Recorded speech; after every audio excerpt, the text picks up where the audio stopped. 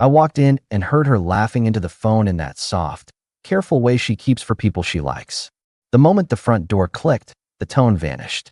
Chairs scraped. A fake cough. Then her voice, too bright. Oops, wrong number. Sorry. She hung up like the stove was on fire.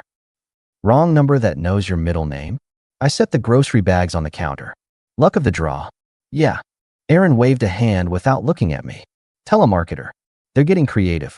They're getting personal. I watched her put the same mug back in the cabinet twice, like she needed to reset the scene. She smiled thin. You're late. Traffic? Not really. I took my time with the receipt. Call back and tell them they missed. It's nothing, Mark. She brushed past me, too light on her feet. Let's not make a thing. If I'd known where that tone was headed, I'd have kept the groceries in the car and driven until the road ran out. The first week after that, she was a perfect spouse out of a sitcom. Dinners plated before I asked. Laundry folded without the usual bargaining. She laughed at my stupid office stories, on cue. And never once did she sit against me on the couch. Her hand on my shoulder lasted 2 seconds and felt like she was checking if I had a fever. At night, she turned early, back to me, phone face down on the nightstand like a guard dog. At breakfast one morning, she slid a sealed envelope toward me. Gym membership renewal. I covered it. Thanks. I looked at her, not the envelope. Nice to be invested in. She blew on her coffee, though it wasn't hot. You should take care of yourself. Taking care is a team sport. She didn't rise to it. You working late? Why? Just planning my evening. She gave me a smile that didn't reach any muscle that counts. Yoga with Kara. I lifted an eyebrow. Kara's husband texted you yesterday. She blinked once. He asked what to get her for her birthday. Her birthday's in 6 months. You remember dates now? The smile sharpened. That's new. I remember friends' dates. Helps with respect. I got up, rinsed my plate. You should give him my number if he needs a male perspective. He won't. She collected the dishes like I'd spilled something. I didn't push. Pushing gets you noise. I prefer results. I made one call. To a quiet guy named Dalton I'd used once for a work matter when a supplier kept losing deliveries. Dalton's not dramatic. He confirms facts. No speeches. Cash, report, done. At work, Mike from IT slid into my office with a grin that always precedes something dumb. Boss, big guy. Guess who I saw at Urban Spoon yesterday? 2 booths behind the big potted plant pretending to be a forest. I didn't flinch. Surprise me. Your better half. Looked great. She was with not Kara. He scratched his beard. Tall dude. Blue blazer. Expensive watch. The man laughs with his whole mouth, you know. I kept my eyes on the spreadsheet. Did she see you? Pretty sure. I waved, but she turned like she didn't expect outsiders in a restaurant. He hesitated. Maybe I'm wrong. You're not. I closed the laptop. Do me a favor. Don't wave next time. No problem. He leaned on the door frame. You good? I'm precise. I reached for my phone. That's my hobby now. At home, I adjusted the map. Rule 1 time. If Erin was on her own schedule, I would be on mine, publicly. I started staying late at the shop on Tuesdays and Thursdays, with receipts and time-stamped emails to match. I moved my morning runs earlier and kept the guest room made up, then slept there without announcement the first night, putting my phone and wallet into a lockbox in the closet. No speech. Just the new floor plan. She noticed at breakfast. Why the guest room? Better sleep, I said. I like clear edges. Edges. She stared like she was deciding if I was joking. Are we okay? We're honest, I answered.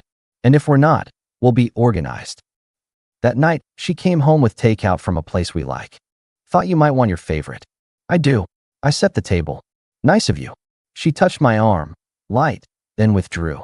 I'm sorry I've been distant. Work's heavy. I don't mean to be off. You're on whichever station you want. I looked at her, simple. Thanks for dinner. For 10 minutes we ate like normal people. She asked about a client. I teased her about her indoor plants dying again. She laughed, a real laugh this time, and the room warmed. When I reached for her hand just to see if that bridge still existed, she pulled back to adjust a napkin that didn't need adjusting. The warmth evaporated. She saw I saw. Then she leaned in, overcorrecting, and kissed my cheek like a new neighbor bringing a pie. I'll do better, she said soft. I nodded. I'll hold you to that.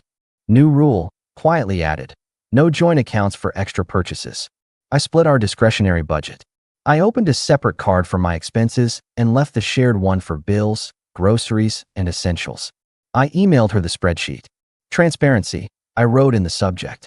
No accusation in the body. Just numbers. Her reply popped back in 3 minutes. I didn't ask for this. I answered, I did. The next day, Dalton texted a single line mid-morning. Update at 7. No drama. No emojis. Clean. I kept my head down at work. Mike poked his head in again. You sure you're good? I'm sure I'm not guessing. At 7, Dalton's envelope sat on the passenger seat like it weighed 20 pounds. He stood by his sedan and gave me a nod, then left. No handshake. No talk. Inside the envelope, dates, times, 2 restaurants I know too well, a park bench anyone would recognize, and a cheap motel off the highway that people pretend is for road trippers and not for lies. Photos. Clean angles. Her smile wide in daylight. His hand placed like they'd rehearsed it. The two of them moving like a unit. Walking into the motel lobby close enough to be one person. Later, her head on his shoulder in the diner. That lazy posture you save for someone who's earned it. The name on Dalton's summary matched the husband of Kara, her best friend since college. The same guy who, by the story, needed tips for a birthday 6 months out. The watch on his wrist in the photo could pay our property taxes. He looked like a man who thought the rules didn't apply in his zip code. I stared at the pictures in my truck until the streetlights buzzed on. I didn't rage. I counted. Times. Patterns. Cross-checked against the innocuous yoga nights, the wrong number laughs that don't make a thing. The math was tidy. There was only one exit that didn't involve groveling or a fist fight. Paper. Distance. And a last conversation, not to beg, not to debate, but to mark the edge. The next morning, I left the house at 6 without slamming any doors.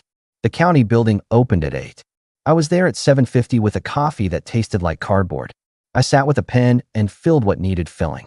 The clerk didn't care about romance. She cared that I signed on the correct lines. I did. I left feeling lighter, not happier. Clarity isn't joy, it's clean air.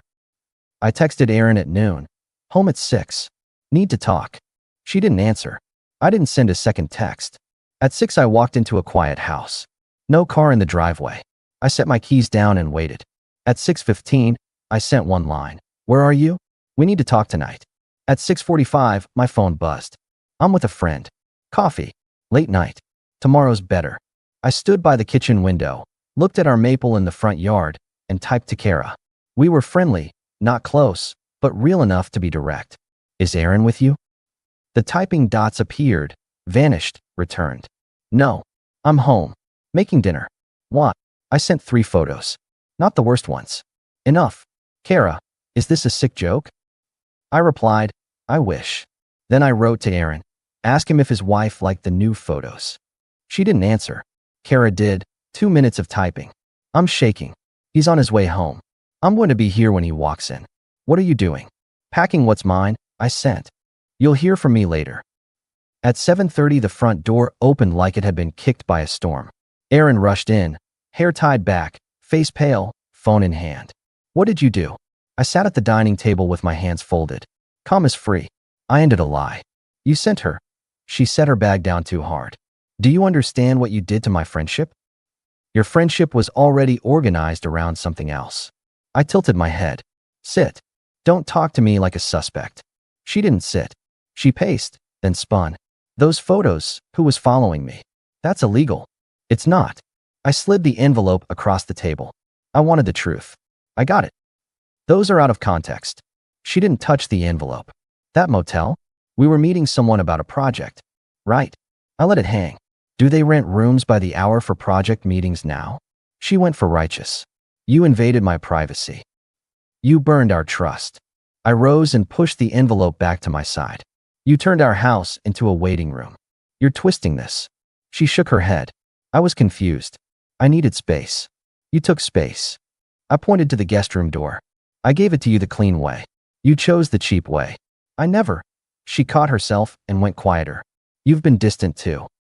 I set boundaries. That's not distance. That's respect.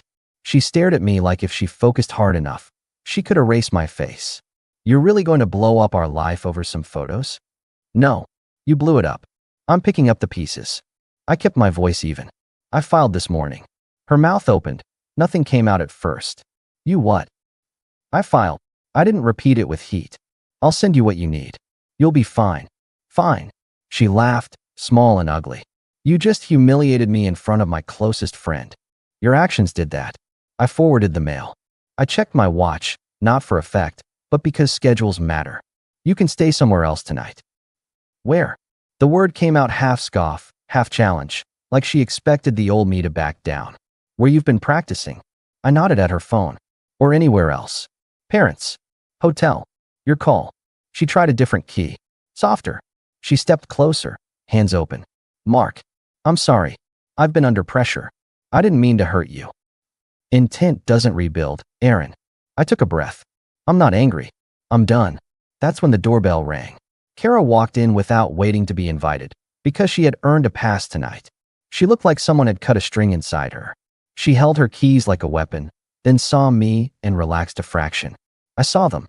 Aaron turned to her like a child who realizes the teacher saw the cheat sheet. Kara, it's not. Save it. Kara's voice had no tremor. He's packing. He doesn't have a right to the house. I told him to leave the keys and go find a couch. I wanted to be here when you got home. You came here to yell at me in front of my husband? Aaron's eyebrows shot up. Real classy. Kara didn't match the sarcasm. I came to see the person who looked me in the eye last week and told me I overthink everything. Aaron pivoted back to me. You set this up. I exposed it. I leaned against the table. And if you want to know why I didn't confront you first, it's because I prefer facts to theater. Aaron turned on the tears without tears. Mark, please. We can fix this. We can't. I checked the time again. You should start packing for tonight. She went cold. If you think you can just. I don't think. I pointed calmly toward the hallway. Clothes. Toiletries. I'll have a box ready. Kara stood there, arms folded, watching a life break. Not enjoying it. Not rescuing me. Just confirming the math. Aaron tried one more angle, the oldest, minimize plus blame. You've been distracted for months. You work late. You sleep in the guest room. What was I supposed to think? That my schedule is my schedule, I answered. That respect doesn't expire at midnight. That if you needed more, you talk to me instead of someone who likes watches and shortcuts. She swallowed. He told me you wouldn't fight for me. He was right. I pointed at the front door. Go. She packed in 30 minutes like a woman sprinting through a storm and hoping the rain would stop if she moved fast enough.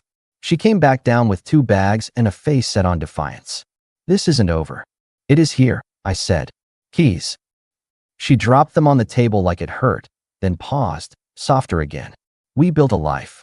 I'm not tearing it down. I met her eyes until she had to look away. I'm walking out of a room that caught fire and locking the door behind me. Kara and I stood on the porch and watched Aaron drive off. She sat behind the wheel a full minute before starting the car, like she expected me to stop her. I didn't. When the taillights vanished, Kara let out a long breath. I told him to go to his brother's. He'll be loud. He thinks loud wins. Loud is cheap. I turned the porch light off. You want water?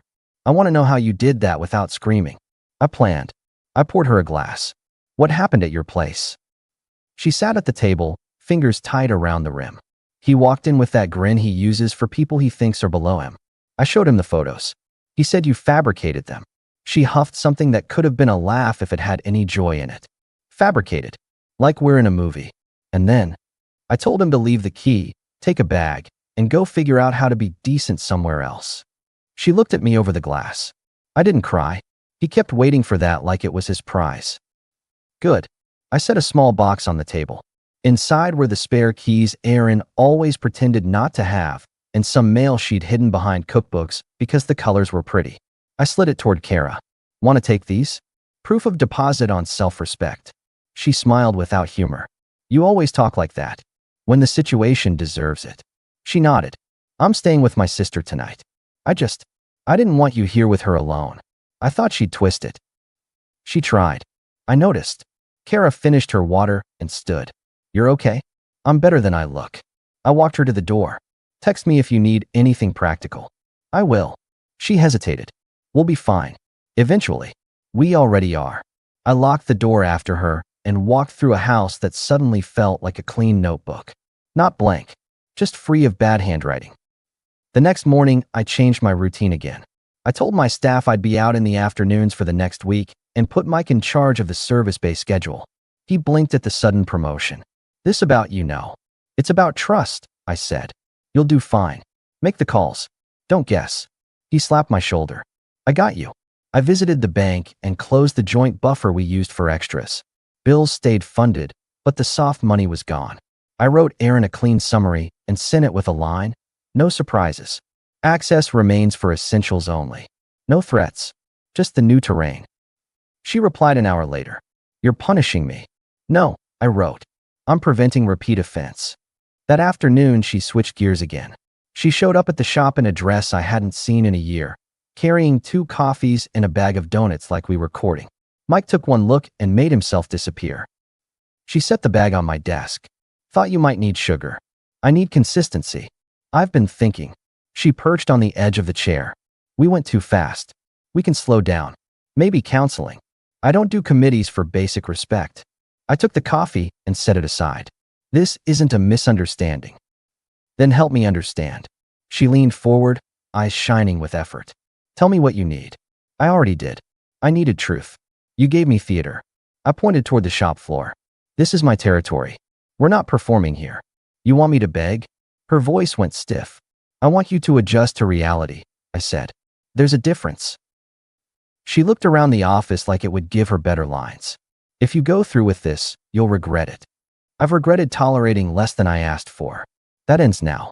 She stood, mask dropping a fraction. You think you're strong. You're just stubborn. I'm decisive. I looked her in the eye. It's a different muscle. She left the donuts. I tossed them in the break room. Mike popped his head in. That seemed constructive? That seemed like someone trying to rewind. Saturday, we're not a VHS. He grinned at the analogy. You're old. I'm precise, I corrected, without smiling. Evening came with silence from Erin and a text from Kara. He emptied his savings to a new account this afternoon. Thought you should know. I took the car he likes. Petty? Maybe. But I'm not financing his next hobby. Not petty, I wrote back. That's a boundary. Saturday morning, I found a note from Erin wedged under the front door. No dramatics. Just cursive and practiced woundedness. I didn't want to end like this. I was confused. He made me feel seen. You stopped seeing me. I read it twice and folded it into a drawer I never opened. Seeing someone starts with the truth. She had chosen compliments over honesty. That's not sight. That's lighting. I changed the locks at noon. I texted her where she could pick up her remaining boxes. Sunday, noon to 2. Kara will be there to witness. No need to humiliate me further, she sent back. It's not humiliation. It's a record, I replied. We will be courteous. We will be done. She arrived at 1 with a neutral face, a manila folder, and a story ready. Kara stood 10 feet away, arms crossed in a way that made it clear she wasn't going to catch anyone when they fell. Erin moved room to room, filling a suitcase. Every time she paused like she wanted to tell a better ending. I didn't give her the opening. She finally dropped the keys we'd arranged and lingered at the doorway. So that's it, she asked. That's clarity, I answered. You don't want to hear my side? Your side came with hotel receipts. I kept my tone level. I heard enough. People make mistakes. She tried one last turn at soft. We could grow from this. We are, I said. Just not together. She left. Kara stayed a minute longer, as if she needed to verify that I wasn't going to call Erin back like a man who can't stand being alone with his decisions. You good? Kara asked. Better than not, I said. You? She shrugged. I'm learning how quiet a house can be when it's not lying. Quiet's underrated. I walked her out. Thanks for the witness. Thanks for the photo drop, she said, almost smiling. You saved me 5 years. Let's only do that once, I said. For both our sakes. Weeks stack fast when the air's clean. I kept the new schedule. Moved the guest room mattress to my room because I sleep fine on simple things. Repainted the living room a shade that doesn't pretend to be anything. I didn't post about it. I didn't tell stories at the shop. I showed up, paid people did the work. Mike tried to set me up with a neighbor of his cousin. I told him I wasn't interested in first dates that felt like interviews. He said, fair. Then he sent me photos of the motorcycle he built in his garage, and I spent the next weekend helping him tune it. That's the kind of noise I like. A month out, I ran into Kara at the farmer's market. She wore sunglasses and the look of someone who has slept. We got coffee and stood under a tent while vendors yelled about peaches. "How's civilian life?" she asked. "Predictable." I sipped. I like knowing the person in my house won't contradict the schedule I set. She gave me a side glance. "You got someone in your house?" "Just a dog," I said. "Found one at the shelter with a face like mine. Calm, judgmental." She laughed, the real kind this time. "Good. Better company." "How's yours?" "Cleaning." She rolled her eyes. The garage had boxes labeled old papers. Inside, junk and an ego. I recycled both. We kept it simple. Friends, not more. We don't need a replacement narrative. We need normal. On the way back to my truck, she touched my elbow. "You did right." I did necessary. I opened her trunk and loaded her groceries because that's what decent men do, not because we were writing a romance novel. Back home, the maple threw shade over the porch. I sat with a beer and the dog and watched nothing happen. That's a better show than drama if you know what peace costs. I heard through the grapevine. Our town's grapevine isn't subtle. That Erin moved back to Ohio to stay with her parents for a while. Friends went quiet around her. People don't like being the last to know they were used as a cover. She bounced between temp jobs, then nothing for a bit. If that sounds like gloating, it isn't. It's a note in a ledger. Actions cost. One evening, my sister stopped by, took in the clean room, the new chair, the absence of damage, and nodded. "You look like you." "I feel like me," I said. Turns out I was under a coat of dust. She had the new truck in the driveway. Compensating. Upgrading. I grinned. I earned it. At work, we landed a fleet contract with a local contractor who'd heard I ran the shop like a clock. Money isn't everything, but it's proof of competence. I hired 2 more techs. Mike stopped calling me old when I doubled his pay by giving him the schedule power I'd tested earlier. He called it my best decision of the year. I didn't disagree. A woman named Lauren walked into the shop one Friday with a flat tire and a kind face. She didn't flirt. She paid, asked if I knew a good trail for weekend running, and left. The next week she came back with a friend's car and an apple pie that tasted like someone cared. We talked in plain lines about schedules, about not tolerating nonsense, and about mornings. I didn't promise anything other than lunch by the lake on Sunday. We ate sandwiches and talked about taxes and dogs. That's my kind of excitement now. People love a comeback story with fireworks. I prefer a quiet exit with receipts. Erin thought she could glide from one life to the next, stacking comfort like furniture. Our house, his attention, my patience. She misread the room. When the mask slipped, I didn't tear it off. I set it down and walked out. The last time I heard from her was a text 6 months later. "I hope you're okay." No question mark. I didn't reply. I don't know a reaction. My final line had been delivered already, in the calm of our dining room, when I told her intent doesn't rebuild and then opened the door. If you're waiting for rage, you've come to the wrong house. I don't do rage. I do boundaries. I do schedules. I do consequences that don't need volume to land. She lost the one thing she used like currency, access. I gained the one thing that doesn't spend, self-respect. The day I finally swapped out the last mug she chose and replaced it with something plain and solid, I stood in my kitchen and smiled at how unremarkable the afternoon was. I took the dog to the park. I texted Lauren a picture of the sky that didn't